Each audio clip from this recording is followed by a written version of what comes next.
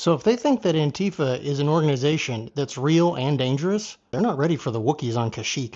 Anyway, whole shaft is bleeding again, so let's stop a junctional hemorrhage without a tourniquet. First things first, tell a bystander to contact emergency services, and then check for scene safety.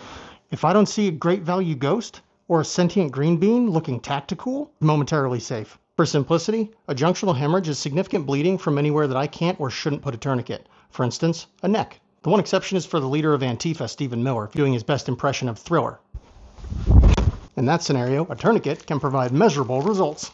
I can also use thoughts and prayers, but that seems to take a while. A junctional bleed could be hard to find, and the longer it takes, the more catastrophic the harm. Strangely mimicking fascism.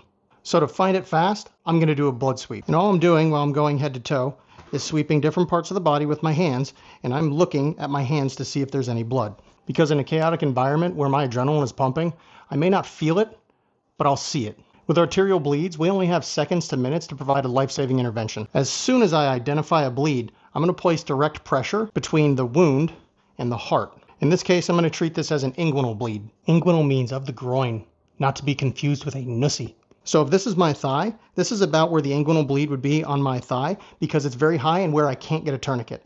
And with this visual, now you understand why I say place pressure between the wound and the heart. I don't know what you're talking about. I had gloves on the whole time. Arteries are sheathed in muscle.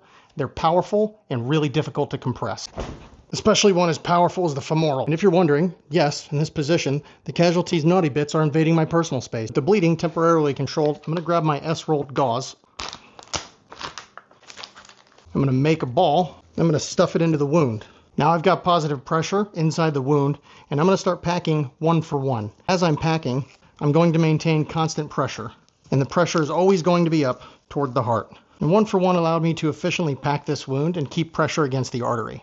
Because without constant pressure, the Epstein files won't be released. Once the wound is completely packed, we're going to place the rest of the gauze on top, and we're going to hold pressure for 10 minutes. After 10 minutes, if you can tell that it hasn't bled through the gauze, now we can apply a pressure dressing. We aren't going over them today. I'm just kidding, I need that.